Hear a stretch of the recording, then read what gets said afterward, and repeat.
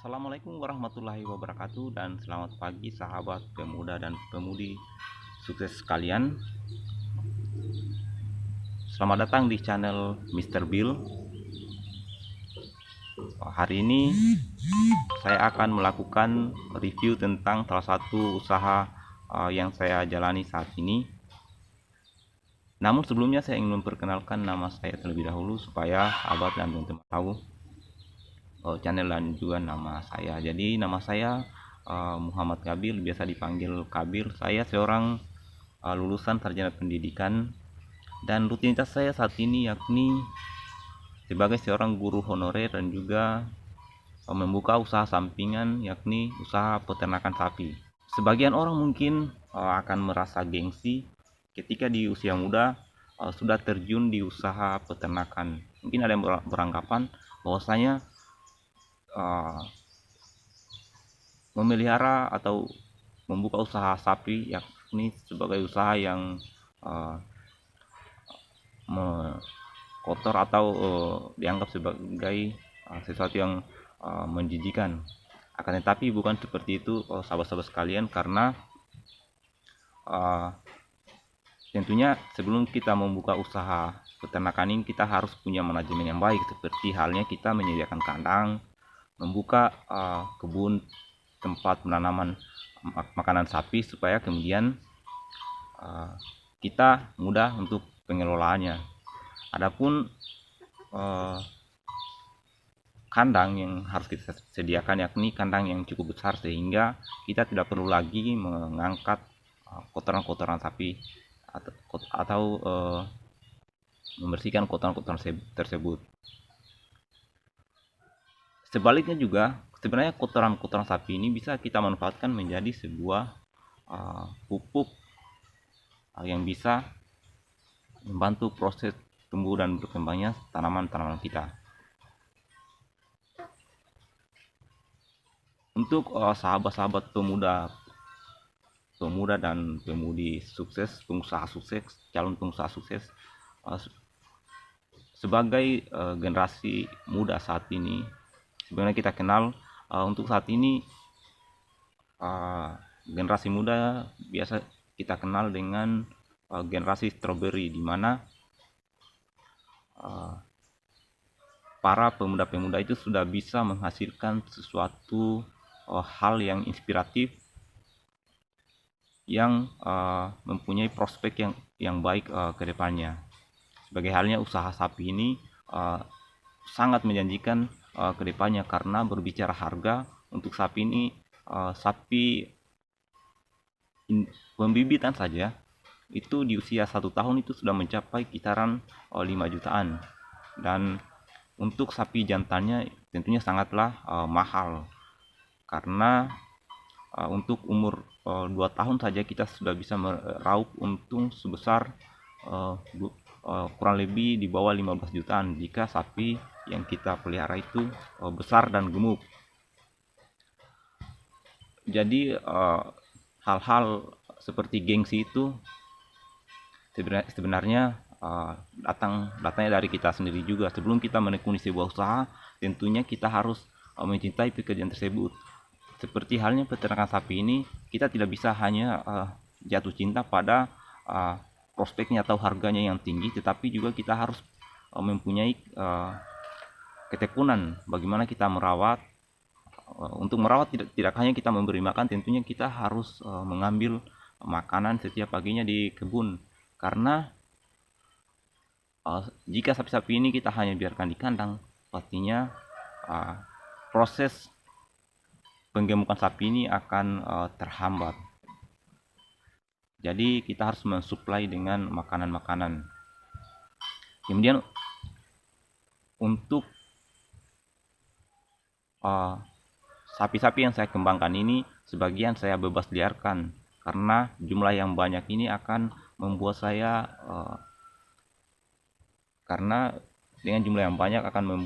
kesusahan tentunya jika saya pelihara sendiri. Dan untuk sapi ini tentunya saya manajemen sendiri. Untuk orang tua saya itu menitipkan kepada saya untuk memelihara sapi-sapi tersebut. Dan adapun untuk sapi-sapi saya kurang lebih 10 ekoran. Jadi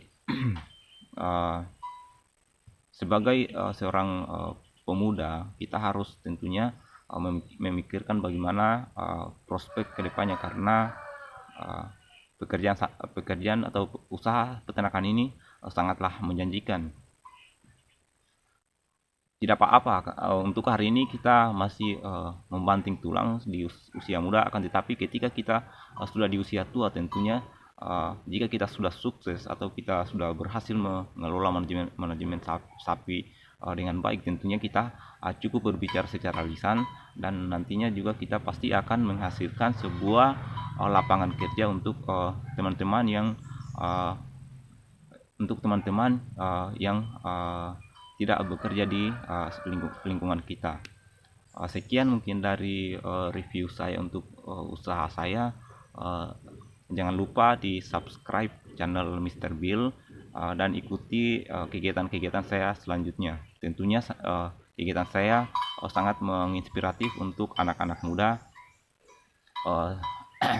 yang ingin membuka atau mencari pekerjaan apa yang cocok dikembangkan di desa.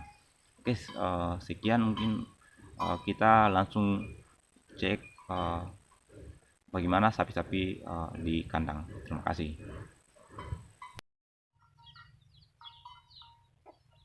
Assalamualaikum sahabat sekalian. Pagi ini kita akan melakukan review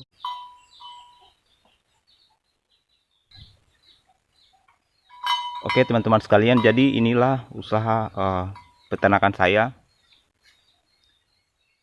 Untuk awalnya itu hanyalah 4 ekor yang di kandang. Kemudian untuk saat ini kurang lebih berjumlah 10 ekor lebih. Jadi ketika kita mengembangkan usaha peternakan ini, tentunya kita harus terlebih dahulu mencintai pekerjaan tersebut. Tidak hanya berbicara tentang hasil yang tinggi yang akan kita dapatkan, akan tetapi kita juga harus cinta terhadap bagaimana kita merawat sapi tersebut, bagaimana kita mengambil makanan setiap paginya, kemudian bagaimana kita merawat untuk proses penggemukannya. Jadi inilah usaha peternakan saya. Untuk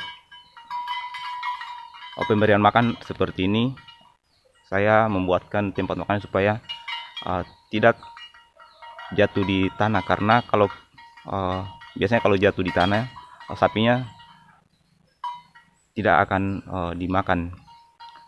Kemudian mungkin akan ada pertanyaan, bagaimana caranya sapi sebanyak 10 ekor itu dikembangkan sendiri. Jadi salah satu tips yang bisa diterapkan, tapi ini hanya berlaku terutama untuk di desa. Jadi di sini ada beberapa ekor sapi yang baru masuk, yakni sapi betina. Jadi untuk di kandang ini ada 6 ekor untuk sapi saya sendiri. Kemudian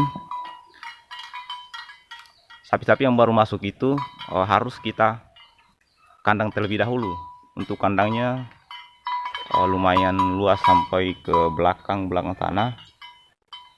Dan kemudian bagaimana caranya supaya pemberian makan itu kita ikut terbantu. Artinya bagaimana kita meminimalisir makanan sapi itu, supaya kalau 10 ekor ini kita urus sendiri, saya yakin pasti banyak yang kewalahan. Jadi di belakang kandang saya ini,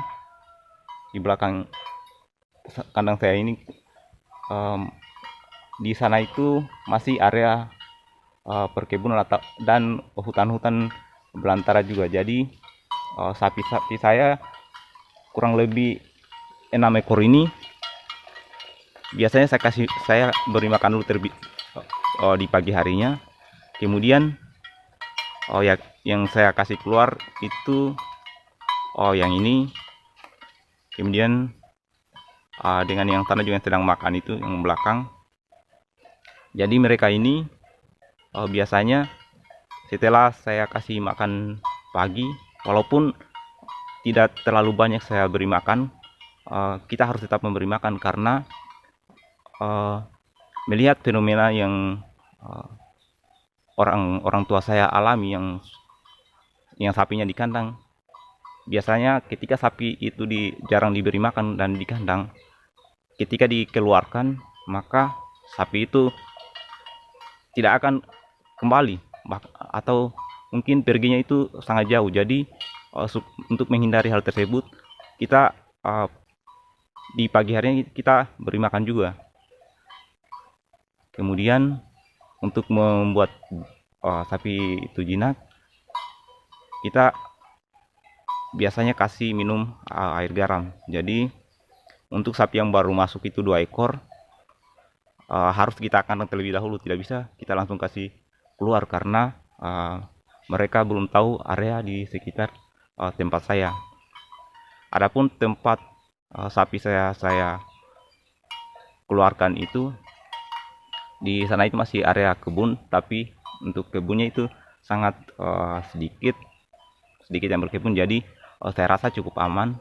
Dan kemudian di desa saya ini kebanyakan masyarakatnya itu memelihara sapi juga, dan untuk kebunnya biasanya kami pagari karena masih banyak hama-hama tanaman seperti babi. Jadi biasanya para pekebun itu masih menjaga kebun mereka. Artinya kalau babi biasanya dipagari supaya tidak masuk dalam area kebun. Dan kemudian untuk sapi-sapi ini saya rasa prospek yang cukup menjanjikan karena ketika kita memelihara 5 ekor indukan saja dan tahun depan melahirkan 5 ekor, kita sudah bisa meraup untung 25 juta rupiah.